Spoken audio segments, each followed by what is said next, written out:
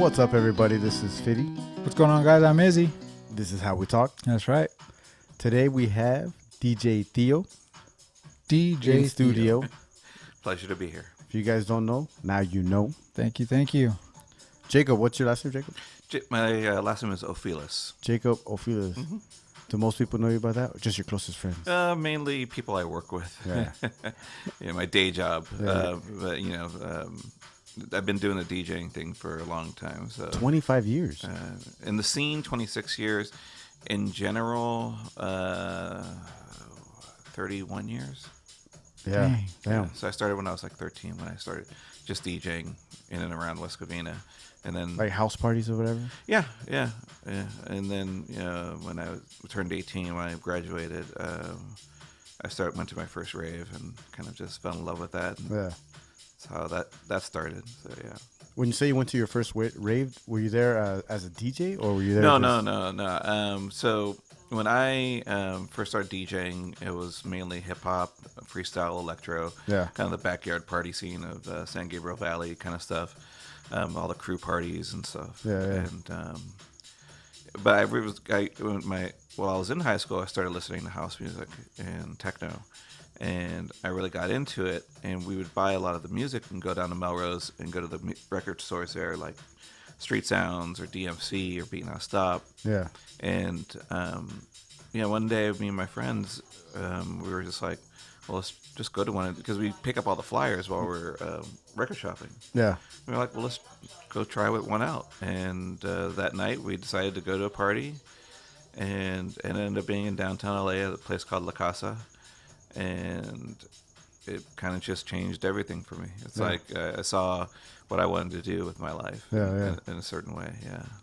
Nice. That's when you got that reality of that moment of like, this is what I want to do. Here. Yeah. And then I heavily pursued it to the point where I was actually able to get my first gig a month later.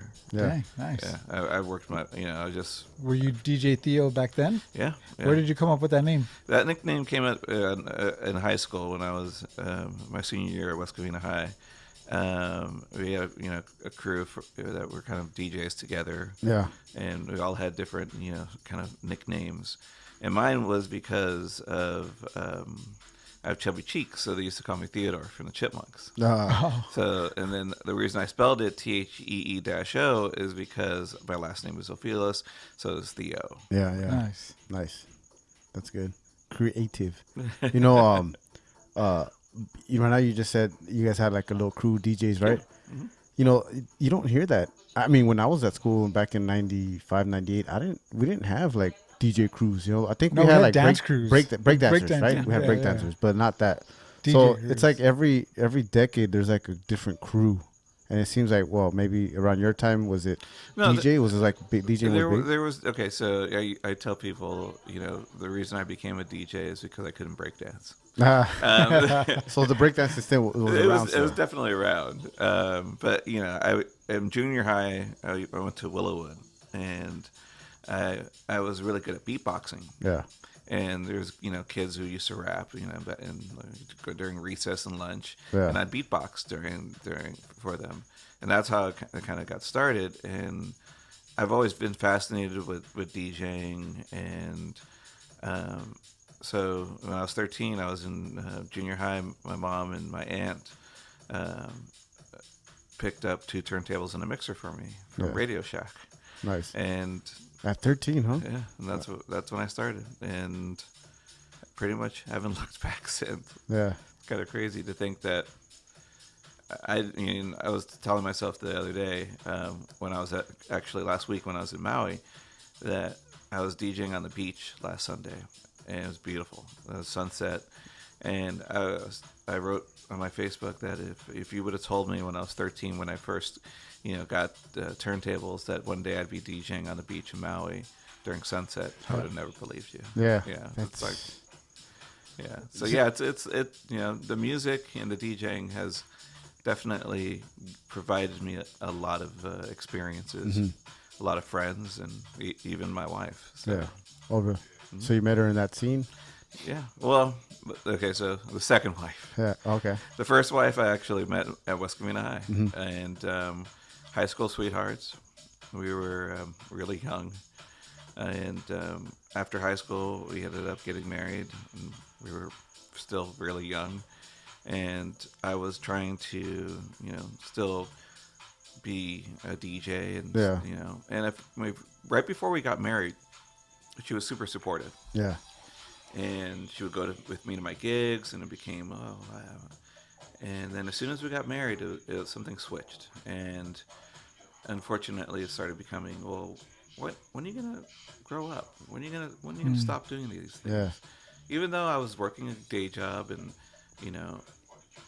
I got to a point where it really was a decision I had to make, whether it was be a married dude or pursue my passions. Yeah. And I knew that if I would have stopped DJing, I would blame her, Mm-hmm. and I would resent her for, the things I didn't get to do in life. Yeah. And I didn't want that. I didn't want to look at later in my life and resent her. Mm-hmm. And I didn't want to not pursue my dreams, because I never wanted to live a what if life. Yeah. So I made the decision to leave, and it was one of the hardest decisions I ever had to do. Mm-hmm. But it was the right decision. Yeah. And then about 6 months later, I was DJing at rave. It was like February of '97, and happened to meet this girl at a rave, and we've been together 21 years. Nice. Wow. Yeah. Did that breakup, did that change anything as far as your creativity with? It lit a fire. It really did. It was like, because it almost was like, I want to make sure I prove her wrong. You know what I mean? It was Yes. like, if I'm gonna ruin my relationship, if this is gonna be what ends this, I got to make sure that I pursue it to the fullest. Yeah. Because I don't want it to be in vain. Right. Right. So yeah, it definitely lit a fire under me to really push myself. Yeah. I think, not to go back on that, Sure. but I think it's very important to mention that the decision that you made, so most people would call it a selfish act, Mm-hmm. but most people will, right? Yeah. They'll say that's a selfish act, but it's really, for you to go out there and say that, it shows how unselfish it is, because not only are you thinking of yourself, you're thinking of her. Oh yeah. Because just like you said right now, by you blaming her the rest of your life because you weren't going to do your DJing, you're going to blame her. And that's what most marriages are nowadays. It's just like, well, because of you, because of you, because of you. Right. Yeah. Mm-hmm. And it must have been a hard decision for you to make. It was extremely hard. It was, even now, 22 years later, it still, kind of clinches me in the gut to think about all that time. It seems like another life ago, but it was totally selfish. Yeah. I admit that. It was, I can totally see why people would look at it as a totally selfish act, and it is. But at the same time, it's, when you're young, you really need to have that time to go out and try to be you. Right. Find yourself. Right. And if you're going to go, you're not getting any younger. If you're going to pursue something and you're in your 20s and you have this opportunity, and I don't care if it's your wife, I don't care if it's your mom, I don't care if it's your family, don't let anyone stop you. Yep. And that's what it was for me. I'm not going to let anyone get in my way. Yeah. And unfortunately, it ended a marriage, but it was also the right thing, for both of us. Yeah. So. Yeah. Well, I mean, like I said, it's very important to mention that, for you to say that, I think it was great, because not too many people will agree something like that, like. Oh no, yeah, Right. it's life is tough. It's tough decisions, but I think what it was, especially during that time with her, and I don't want to knock her down or anything like that, because I know she cared about me, and I know she loved me, but she was very manipulative, and she tried to put me against my family, and there was just there was a lot of head games, stuff Yeah. that you do when you're young, Right. and we weren't mature, so um, unfortunately, the one thing that when we first got together in high school, I was very codependent. It was all about her, Yeah. her happiness. If she was happy, I was happy. Right. And luckily, I kind of turned a leaf, and it became about, well, it shouldn't just be about her; it should be about me too. Yeah. And one of the things I was telling my mom this like 2 weeks ago, and she didn't remember telling me this, but when I was younger and when I was dating my first wife before we got married, she told me, she's like, "You're too nice." Your mom told you this? Yeah, and that's weird for she's a single mom, and she telling her oldest boy that he's too nice to women. Yeah. It's like, I thought I was supposed to be nice to women. Yeah. She's like, but no, you're too nice. Yeah. You're letting them take advantage of you. You need to be tougher. Yeah. And because of that and what she said, that helped me. It's like, no, you're right. I am being too nice. Yeah. And it needs to be both ways. It can't just be about her Right. happiness. Yep. And so because the things that my mom told me and taught me, that kind of helped me push into a different kind of way of thinking, and actually probably helped me with my current marriage and why it's lasted so long. Yeah. And because there's a lot of mutual respect, and my wife now, she has been very supportive from the first day. Yeah. And even if she doesn't go out with me, she's never stopped me. Yeah. She's only pushed me to try new things and to be a better DJ and a better producer and keep pushing myself. Yeah. That just gotta feel better too when you have when your partner just supports you 100%. Oh, 100%. You know what I mean? Yeah. Yeah. 100%. Yeah. It's like, oh, I'm taking off, and then that's just the extra boost, you know? Yeah. Yeah, it's like Sure. I mean, I tell my wife, I'll be back like tonight. I'll be back in like 2 a.m. She's like, okay, Yeah. So Yeah.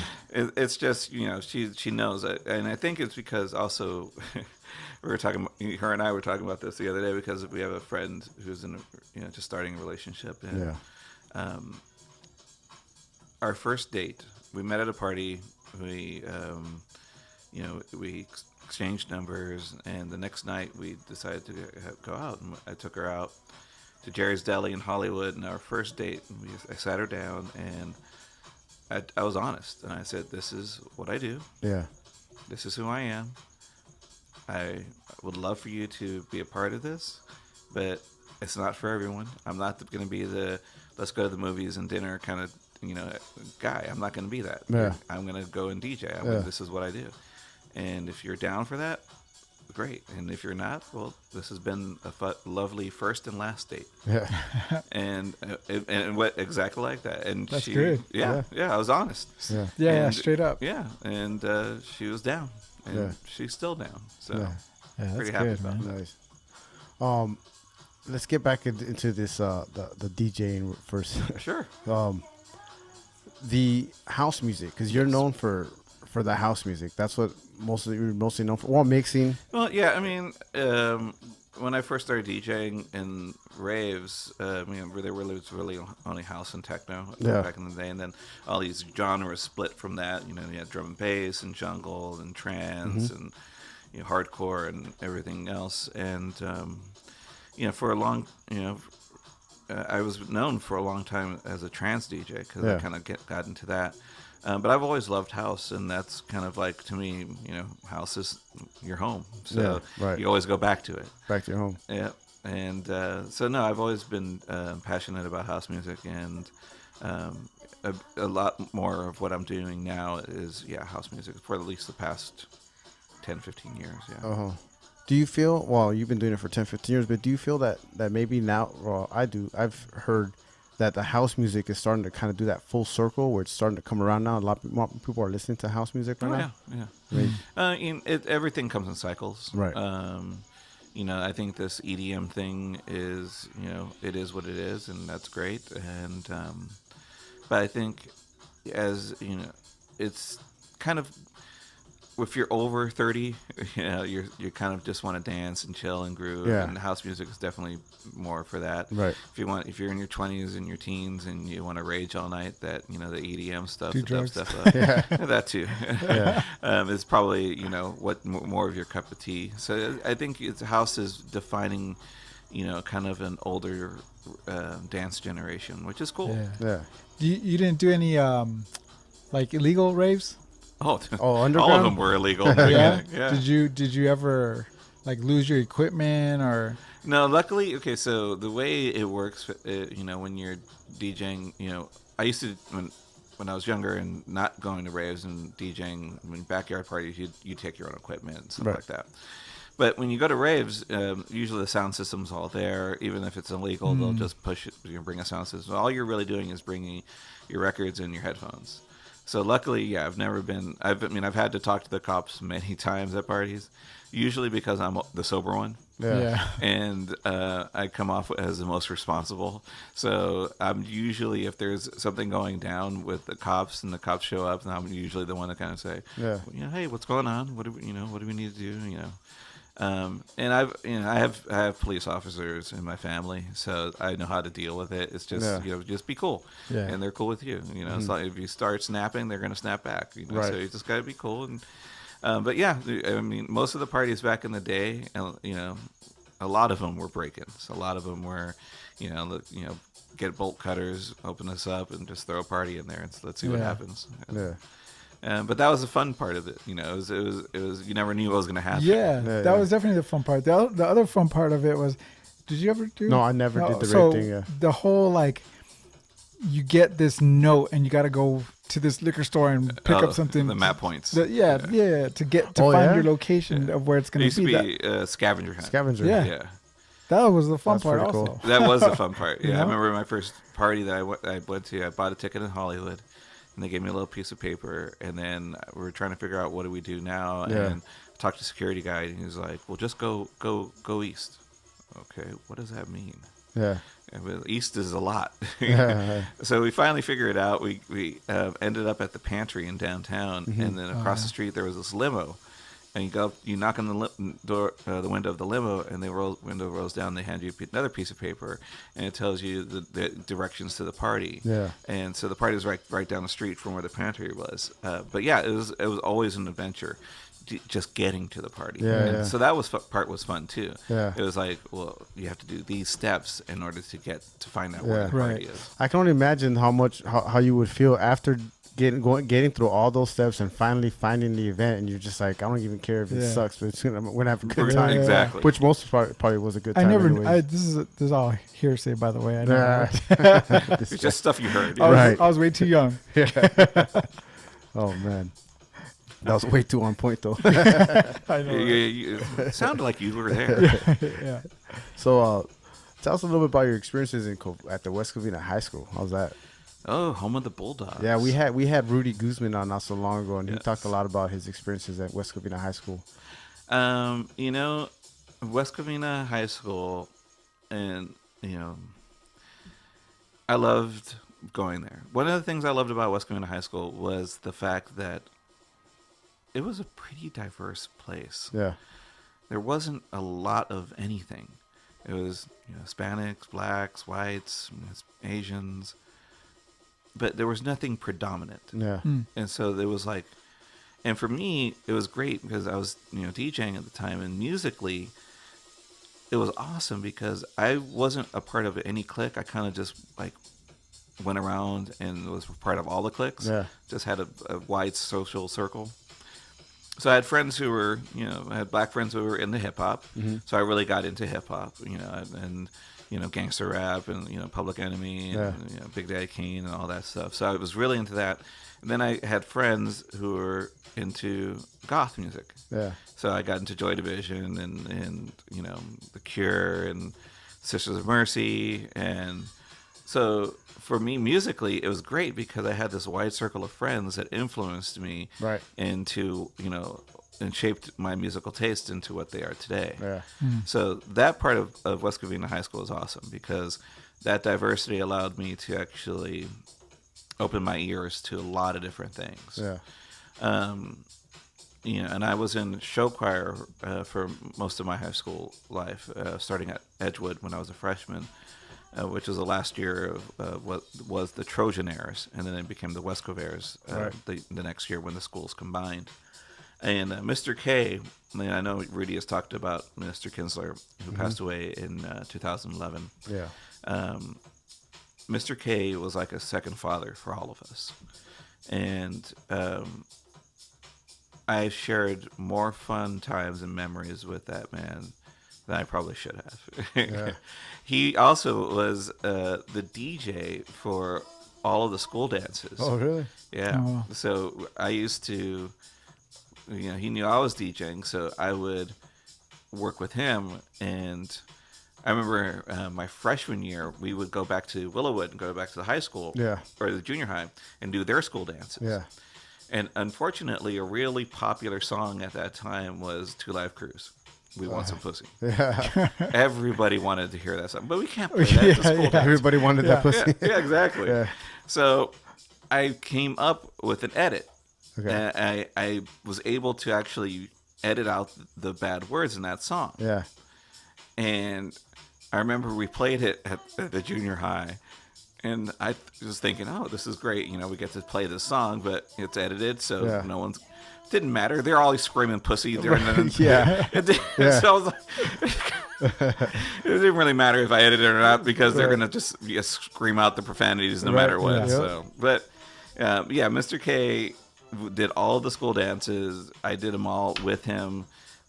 He taught me so many important, valuable lessons in life, and helped me grow and love my understanding of music. So even after I graduated, I would go back and see him regularly. Yeah. And he was always fascinated about the DJing and what I'm doing with it, and these crazy giant rave parties. Yeah.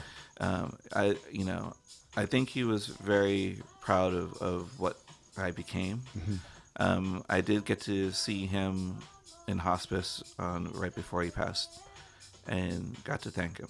Yeah, I don't know if he heard me, but at least it felt nice to be able to really say something to him before he passed. Yeah. And no, I'll be forever in his debt. Yeah. And my high school experience was definitely shaped by, and it's funny because one teacher can really just make a huge difference. Right.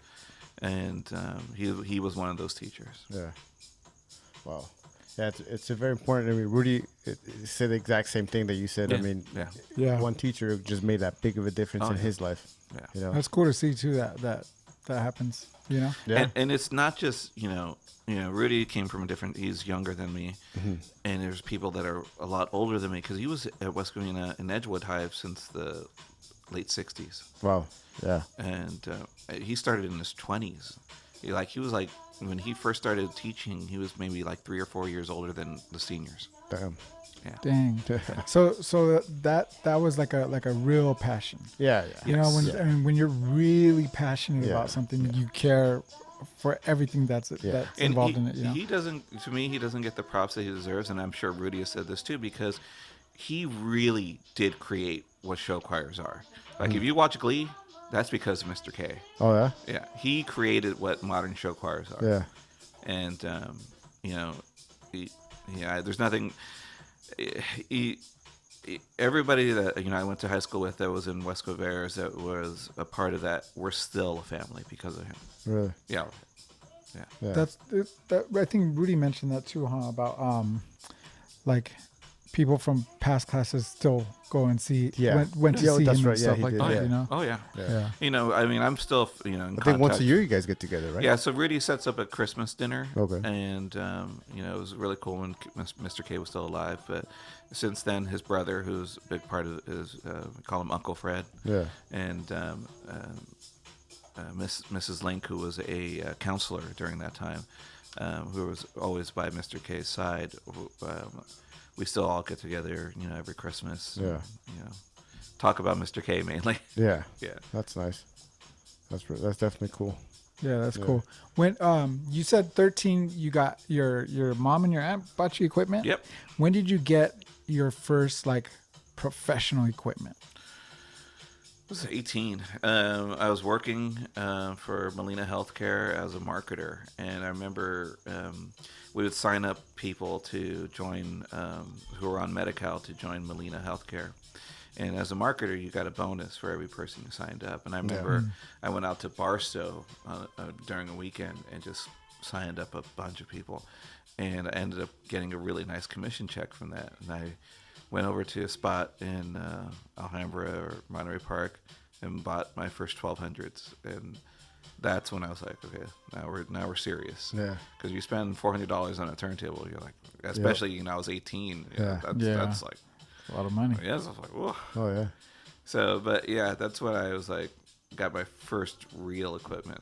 I used to have a friend who lived in. When I first moved to West Covina, I lived by California Elementary, near California and Broadmoor and Sunset. And there was a lot of DJs in my neighborhood. Oh, really? Yep. So right across the street, there's a guy named Michael Stacy who was had turntables in his garage. He played hip hop. Around the corner, there's a guy named Michael Powell who was I think he was a silver medalist in the triple jump or something like that. Oh, wow. But he was a DJ. He has turntables in his garage. Yeah. So there was just tons of DJs all over West Covina. And one of my friends, his name was Omar Ojeda. And he used to DJ under the name DJ Omar. Yeah. And he used to be in a crew called Phase 2. And even though they weren't his, he was the best DJ in the crew. Yeah. So that he had the turntables at his house. Yeah. And I used to ride my 10-speed over to his house pretty much almost every day after school just so I could touch the 1200s. Yeah. Because, as I was 14, and those are like mythical instruments. Like only adults had those. That type of thing. Like kids can't touch those things. Yep. And I remember when I was able to first DJ with on those, it was like, it definitely changed how I looked at music and how I looked at DJing. And I mean, that's what sparked everything, was being able to go to my friend's house and play on some real equipment. Yeah. This is going to sound like a dumb question because I'm not a DJ, but 1200s, is that because the size or is that the brand? That's okay. So it is the industry standard turntable for 30 some odd years was Technique 1200s. Okay. So basically, anytime you see turntables in a video or the silver ones, those are Technique 1200s. Okay. And even now, they stopped making them for a while, and then they came back and started making them retro again. And they're super expensive now. They're like $2,500 for one. But they were never meant for DJing. DJs just started using them because they were built like a tank. Yeah. I mean, you could buy. I mean, actually, I did buy 2 years ago. I had a friend at work, and he knew I was a DJ. He's like, "Hey, I have this old turntable. You want to check it out?" I'm like, "Sure, bring it by." So he brought it in, and I go to his car and I open up the trunk, and it was like that scene where you open up the ark and it's just this light. It's like, it was awesome. That Pulp Fiction scene with the suitcase. Exactly. It was a pretty much a brand new 1982, I think 83 Technique 1200 in the box. The year I was born. Yeah, it was mint. It was just brand. It was like I said, "So how'd you get this?" He's like, "I was working at a radio station and it dissolved in 87, and I just took the turntable. And, it's been in storage for the past 20 years." Wow. I'm like, okay. I think it was 97. So it's been in storage for the past 20 years. So I just took it and gave him $200, and he was happy with that, and I was more than ecstatic. So it was when you find even now, I mean, you could probably sell used 1200s for like $400 or $500 each. They hold up in value, and they're built like tanks. They are absolutely indestructible. Damn. Yeah, there's something about old music equipment that people still seek out. Music and video equipment. My brother, who's also Jacob, I think it's a Rhodes a keyboard or something like that, and it's just the sound. Yeah. Nothing could produce that sound really? anymore. Well, You know what I mean? that's Some why stuff there's like this huge shift. Back when I first started producing, and I started producing music in like around 2000s, about 18 years ago. There was all the everything was digital, but everything was trying to sound like analog equipment. So now it's really everything's back to analog. And if you look at if you go to Guitar Center now, it's all everyone wants that old analog sound. Yeah. It's just something you can't really recreate digitally. Right. Do you think you are pro? How would I say this? Like, do you still try to figure out new techniques, new sounds, new ways of doing things? All the time. Yeah. Huh. I always say if you're not challenging yourself, you're not trying. Yeah. If I become complacent and I'm just like doing the same stuff I've always done, that's not fun. Right. The fun thing is challenging yourself. The fun thing. So now that DJing has moved away from records and it's moved into digital formats. First it was CDs and now it's more files. So like when I'm DJing tonight, all I do is bring a USB stick, throw it in, and everything's there where I need it. But they've added things so that you can do certain things that you could never do with vinyl, like looping and I have Pioneer DJ is mainly the equipment I use is from them, and they've added these new like there's a sampler and a synth that I can actually take while I'm DJing, and so I'm not just DJing music, I'm actually adding stuff or recreating other tracks from samples. So yeah, it's cool because now I don't feel like I'm just playing other people's music. I can do whatever I want to do with it. So yeah, and if I want to always challenge myself, I don't want to just be like, well, it is what it is. I prefer if I'm going to do something to do it passionately and to try to find new ways to tell the same story, I guess, in a certain way. Was it easy to transition at every single change from vinyl to CD to, like you said, USB? It's I have a lot of friends who are still vinyl purists, and I get it. I love vinyl still. I still buy a lot of records. I don't mainly DJ with them, but if someone were to say, hey, can you do a vinyl set, I have no problem. I have tons of music. But for me, it was easy to kind of just go into it because we were just following technology. And as much as I am a DJ, I am a technologist. I love technology, and I love how technology can recreate or shape things in new ways. So I've always been adaptable to trying new things. And 2006, I went from vinyl to CDs, and then in 2013, I went from CDs over to USB, and that to me was the best. The only thing I really never got into was, timecode vinyl, Serato, playing off a laptop, right? Because I just didn't like the way that looked from a customer experience or from the dance floor. If I was just looking at someone just looking like they were checking their email, that's not. So I never really got into like, well, I'm gonna just take my laptop in there. So that's never been. And I like to scratch, so it gives you that ability to. Yeah, just it still can even with digital, I can still act like it's vinyl and still scratch and stuff like that. So that's pretty cool. Yeah, you mentioned sampling music, right? So how does that work? When you go out there and you mix or you put out these CDs or albums that you have, do you have to get permission from the artist? Not typically. So like what we're listening to right now is like the mix I did in Maui. So basically, I'll just throw I'll give props to all the artists, of course, because it's their music, right? But most labels and artists, they know their stuff is meant for DJing and for dance, and they're going to be played at clubs. So everyone's pretty chill about if you throw up I'm really promoting them. Yeah. Right. I'm playing their music to other people. Yeah. So I think, and I'm not the type of person that takes music, so I won't go on torrents and download illegal music or stuff. I buy everything. Yeah. Or unless a label gives it to me. But I want to be one of the people that supports the music. And I don't want to be the one that kind of take away that support by just stealing it. Yeah. I get, a lot of DJs out there who, go on torrent sites and get their music, whatever.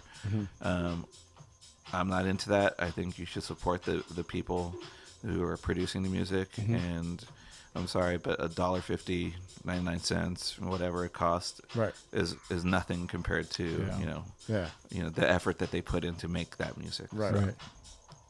Okay. How much of your downtime, or you're not doing a gig, would you say you invest in DJing?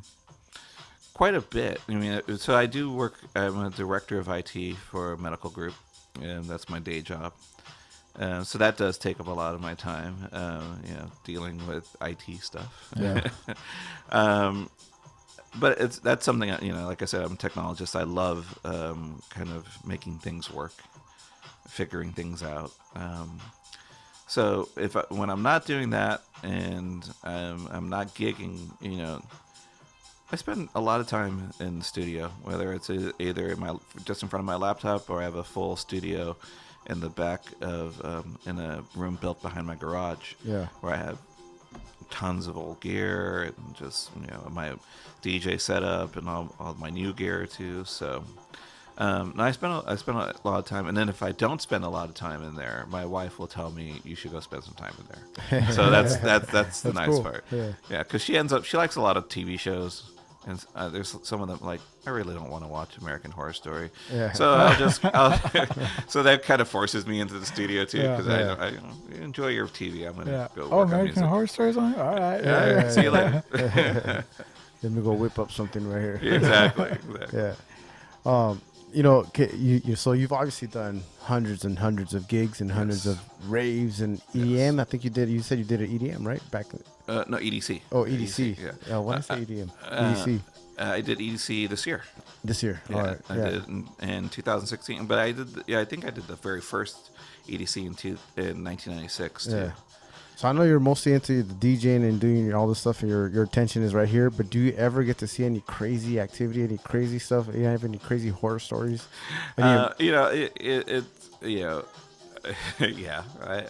I've seen some crazy shit. I have. I've seen people just totally flipped out on drugs, and just barking like a dog, and just weird, just randomness. Yeah. But I've seen beautiful things too. So it's like, when you see... You get the good with the bad. Oh, yeah. When you see 10,000 people all dancing at the same time, the same thing. Yeah. That's beautiful. Yeah. And when everyone's just there and feeling it, that's pretty freaking awesome. And you're kind of orchestrating that whole thing. Yeah, there is this kind of puppet, kind of puppeteering kind of thing that happens when you're DJing. And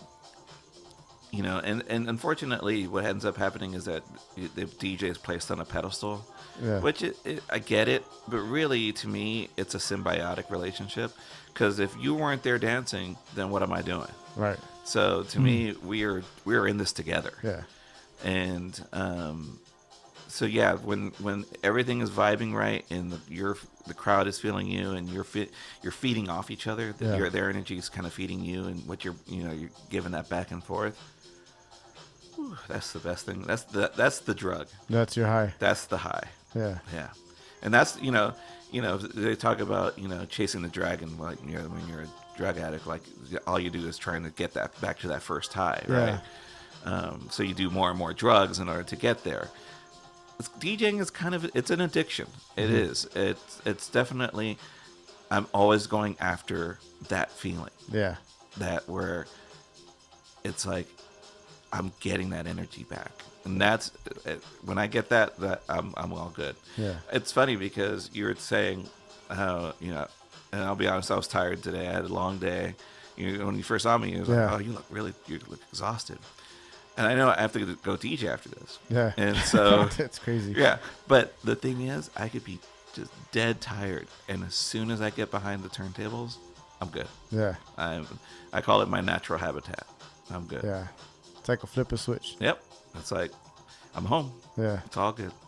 That's kind. Yeah. That it's funny because when you say that, to me it brings me back of the stories that I've heard of like a fighter, a wrestler that retires, and then for whatever reason they come back for that one last match because they want to get that high again. Because it's not the same. You're at home. You can find the hobby or whatever, but you don't get that same high. Michael Jordan came back. It was like, well, you didn't have anything to prove. Right. It was really just for himself. Right. Yeah. It's just like anybody. Yeah. You get, me and my wife talk about the back nine. It's like, oh, we're in the back nine now. It's like, I've DJ'd 26 years in the scene. I don't think I have another 26. So it'd be great, but I don't really see myself, DJing raves at 70-something years old. But, it could happen. Never know. But trust me, I didn't think at 21 that I'd be DJing at 44. So here I am still doing it. Yeah. In fact, I actually read an old interview of me talking about, I don't think I'll be a DJ at 45, and I'm here like going to be 45 next month. Yeah. And I'm like, wow, I was so wrong. You're still doing your thing. I'm still doing it. So Still going strong, do you think? Oh, yeah. Yeah. That's good. I mean, I'm busy. I mean, music keeps me very busy. You travel a lot? Yes. You mentioned Maui. Yeah, we're in Maui, and what's nice is that I can go on vacation and I just say, hey, I'm going to be here, and somebody will say, hey, can you play here while you're here? And that's how the gigs in Maui hooked up. It's like, Oh, nice. I'm going to Maui. Oh, hey, we got this thing going on. Can you do this? I'm like, yeah, I'll be there anyway. So is that all like social media? Yeah. You just kind of post on social media and then there you go. I was like, I went It's the power of to the Chicago in June, and I was like, I used to DJ a lot in the Midwest, in Chicago and Milwaukee and Madison, Wisconsin. So I just put it out there, hey, I'm going to be in the area, because my wife wanted to go see Depeche Mode. She's a big Depeche Mode fan. Yeah. I'm a big Cure fan, so I got to see the Cure in Hawaii. Yeah. So I told her when Depeche Mode's on tour, we can pick a destination and we'll go there and we'll see them. So we decided on Chicago. She's never been. And I've been a few times, but I never really had a chance to really check out the city because when you're DJing, you just go to the airport, go to the hotel, go to the party, go back to the hotel, go back to the airport. You don't really get a chance to visit the city at all. So now I'm trying to go back to all these places that I've been to when I was younger and actually spend time there. Experience them. Yes. Yeah. So, we had a great time in Chicago, but I just put it out there, hey, I'm going to be in the Midwest. These are the dates, and got a couple of gigs out of that. Nice. So, yeah, it was great. Pays for your vacation right there, huh? It helps. It definitely helps. Yeah. It's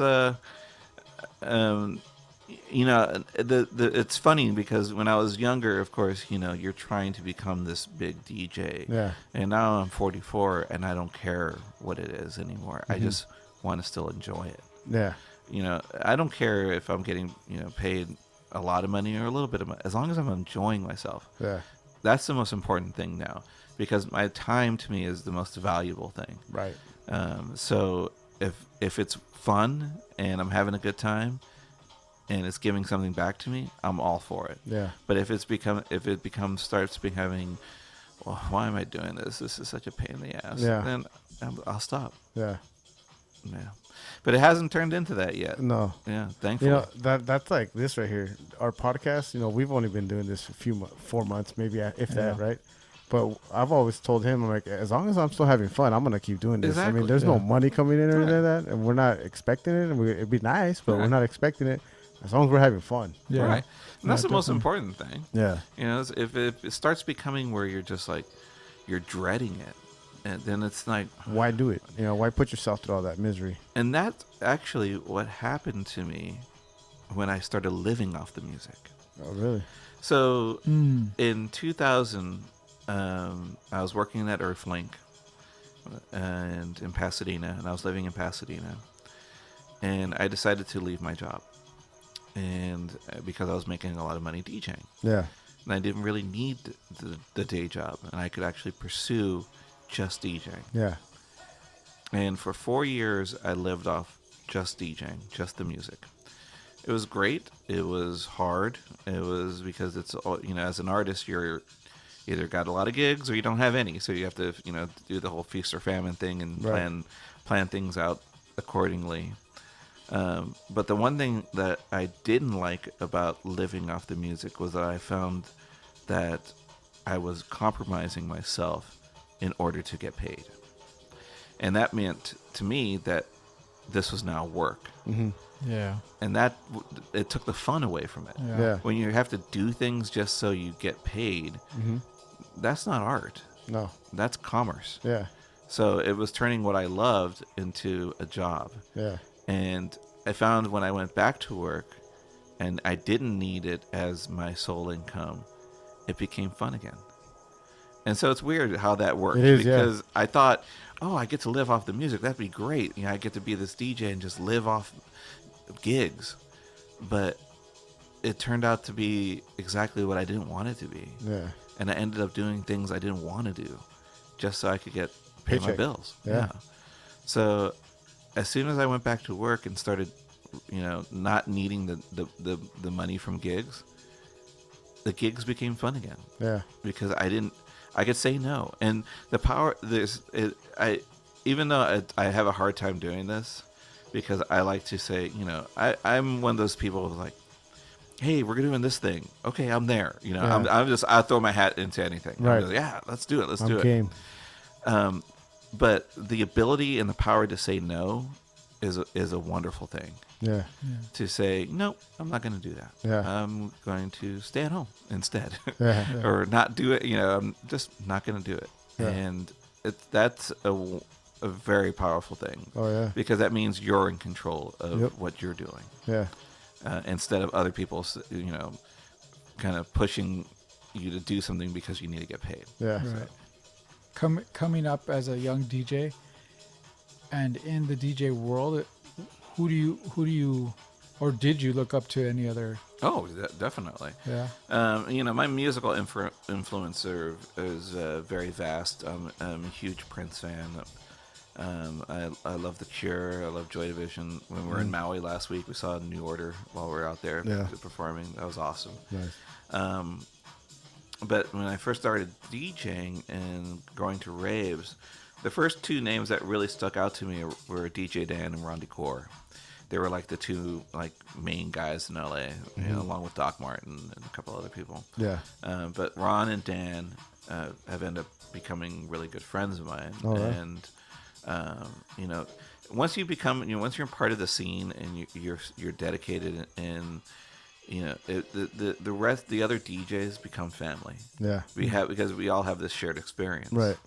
Ron and Dan are brothers to me, and there's people like Frankie Bones out in New York who anytime I catch him, he's like, one really good friend of mine. He's someone I cherish. All these guys, the old school guys, Doc, Steve Loria, Tony Largo. I just have this huge amount of respect for what they've done to shape, the music and shape our scene. And I'll be forever in their debt. But yeah, I do have a lot of people that, I grew up kind of admiring as far as a DJ, and luckily now I still admire them, but now they're peers. Yeah. Yeah. Yeah. Well, how about DJs that are doing their thing now? The young guys? All the youngsters. Yeah, I mean, awesome. Yeah. You got to keep this going. The only caveat that I would, you don't have to listen to me. These young DJs, they can do whatever they want. But I would like for, if you're a DJ, to at least know how to DJ on vinyl. Yeah. It would be nice. Learn to tie your shoe before you walk. Well, yeah, it's just, look, if you're gonna get into any kind of hobby, know it. Yeah. Learn it. Study it. Learn it. Yeah. Get the history. That's an important part. I always, when I talk to young DJs, there's a couple of things I'll throw out there. If you know certain things, then I'll be like, okay, cool, and you're good. Yeah. Like if you know who the Belleville Three is, then I'll be like, okay, yeah, you know what's up. Yeah. So those are the three guys who went to Belleville High School in Detroit, who pretty much started techno music. Okay. So it's Juan Atkins, Derek May, and Kevin Saunderson. Those three guys were pretty much in the 80s. The grandfathers. They're the OGs, the originators. The three wise men. Yes. And so if you're a young cat and you're DJing now and you're just getting into the culture and you're getting into, EDM or whatever style of music, learn about it, learn the roots, get to know why this is, where it came from, and who brought it. Yeah. And you know, if you're into anything, you should learn the history. Right. Yeah, and that's just paying respect to what you love. Yeah. Makes sense. Yeah. Yep. Dude, your quote game right now, man. It's Well- pretty on point. On point. My quote. Oh, my quote game. Yeah, I was Nobody's like, oh, taking a shot. No one's taking shots. Baby. We have this ongoing thing in the podcast where I kill all the sayings, sayings like and quotes, stuff. and yeah. I'm sitting over here like, Everybody takes a shot. oh man. I haven't messed anything up, huh? No, not yet. Because I'm doing my history. Right on. I'm doing my Right history. on. That's why. Do you always have late gigs like what you got after this? I try to limit, the amount of weekday stuff I do because I do have a day job, and it's important to be there and aware of things. Right. So, like before I got here, I napped. Yeah, Just so right. I know I got to be out tonight, so let me nap up, go out, go back home, Doing get a the couple hours of responsible sleep, thing. and yeah. But not every night. It's like on the weekends. I'm pretty much. It's funny. My weekday schedule and my weekend schedule are totally reversed. So it's like I'm out really late on the weekends. I'm Yeah. usually get home at like 4 or 5 in the morning, and then Yeah. total opposite in the weekday stuff. Yeah. And your wife, she's with you a lot, or She, depending on the gigs, like when I DJ'd at Nocturnal Wonderland 2 weeks ago. She was there right with me, but I was also DJing at like 7 in the evening, 7 or 8 in the evening. Yeah. And the party ended at 2 a.m. So it's a lot different. So if I have to go out in the middle of the desert and be out there at like 4 in the morning, I'm gonna let her sleep. That type of thing. Yeah. She should be with me tonight, but she's just tired, so I'm like, all right, cool. But yeah, no, she's supportive. Even if she doesn't go, she allows me to do what I need to do. So that's a good partner. yeah, definitely. Any other DJs that you know of that have come out of this area? My buddy Omar, who Right. DJs under, he changed his DJ name to Darius Alexander. Don't ask me why. Darius Alexander. And then I was telling you earlier that Dioro, Oh, yeah. Dioro. is from West Covina, Yeah. from West Covina High. There's a lot of DJing back in my day, and when I was in high school in the late '80s and early '90s. There was just a ton of DJs around. Mm-hmm. It's funny because I actually 2 years ago was my 25th high school reunion, and I didn't go to my 10-year, I didn't go to my 20th, but I DJ'd at my 25th. Oh wow. Yeah. So me and my buddy Mark, who was my best friend in high school, still one of my best friends, we DJ'd our 25th reunion together. Yeah. And it was fun because I DJ'd for these guys 25 years ago, back in the day. So Full circle. here we are again, the same old thing. Yeah. And no, it was awesome. We were over at I forget that Mexican restaurant on Citrus. Casa Moreno. Yes. Yeah. Yeah. We're in the basement of that, Yeah. just partying it down. Nice. It was awesome. It was a lot of fun. That's dope. Well, But yeah, there's tons of DJs from the SGV. Yeah. Yeah, I mean, especially if you cast a wider net and you go to Pasadena and you go to Rolling Heights, and this is definitely, the San Gabriel Valley definitely has a huge DJ culture. Nice. Yeah. Damn. Well, kind of to wrap this up, I wanted to ask you, what does DJing mean to you? Just the whole. I mean, I know you got most of it into it, but like, I guess what I was trying to say is, why DJ? Like, I don't know. I think the question's like a little off, but No. I think you're on point with your question. I think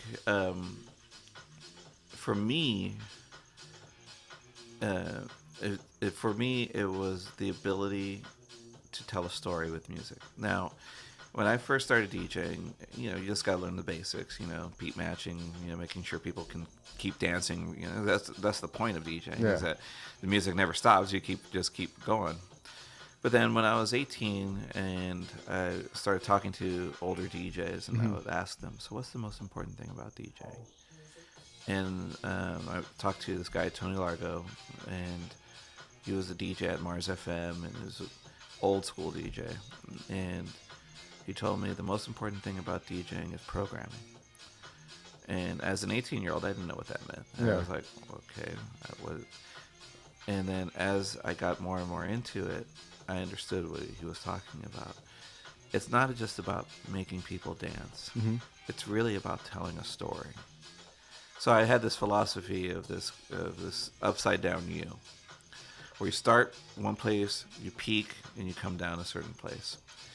And I try to, construct my sets so that there is definitely this peak. Yeah. And just being able to, I'm not one of those DJs that plan sets. I just go with what I feel. What do you feel? And it hasn't done me wrong in 30 some odd years. So for me, the ability to, I always tell people that if I have to feel like I'm about to lose the crowd in order to feel alive, because I want to be able to just take it to places that maybe people don't expect things to go. And that to me is the art of DJing. You can be a DJ and not be artistic. You can just play hits. Yeah. And just, everyone will love you. Yeah. Oh, that's my favorite song. Yay. It's really easy to get caught up into that because you're getting instant gratification. Yeah. I'm playing everyone's favorite songs and they love me. Right. Now, how about you get them to love you by never playing what they know? Yeah. That's the challenge. That's a challenge. See, when I was started DJing raves, the reason why people went to raves is because that's the only place you could hear that music. Yeah. That's it. You couldn't go anywhere else. It wasn't on the radio, nothing. Nope. Yeah. So now, because EDM is popular and because it's so accessible, you have to challenge yourself as a DJ in order to, how can I make people dance and continue to give them new things and not just play the same stuff all over again. Right. And so one of the things I do to challenge myself is I record myself all the time. And I post mixes all the time on my SoundCloud and my site. And if I played all the same stuff all the time, why would I? I couldn't put up the same set over and over again. Right. So that forces me to challenge myself to play new stuff all the time in order to put these mixes out. Yeah. So, where can people find you and your stuff? Sure. Go to djtheo.com. That's djthee-o.com. And go to my SoundCloud, soundcloud.com/Theo. I'm on Instagram, Twitter, all the social media stuff. So just look up Theo and you'll find me. All right. Right on. We should have had his turntables up here, dude. Oh, I know, right? Got those 1200s over here. Well, thanks a lot, man. Thanks for coming out. Thank you so much for having me. This has been an honor. And if anytime you'd like to have me back, I'll be more than glad to come Great. back. We'd love to. Awesome. For sure. All right, man. Maybe with the turntable. Maybe with the turntable. I think this guy wants to start. He wants to start spinning. I personally love watching that, dude. Really? Yeah. That'd be nice. I'd be at parties sometimes just off to the side like, oh, that's cool. That's how I was when I was 12. I was like, oh, that's cool. I was like 20. Then it turned into something. Yeah. Hey, you never know. You never know. It's never too late. Yeah, true. All right, man. But thank you for your time. Thank you. Thank you for having me. That's it, guys. That's it. We're out of here. Take care. Have a good one. Later.